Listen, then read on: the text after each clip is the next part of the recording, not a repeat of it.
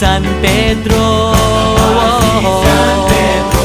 Okay lang sa akin kung ako'y debo na, basta't ikaw ang lagi kong kasama. Kaya ale, nasa langit na ba ako? Yeah!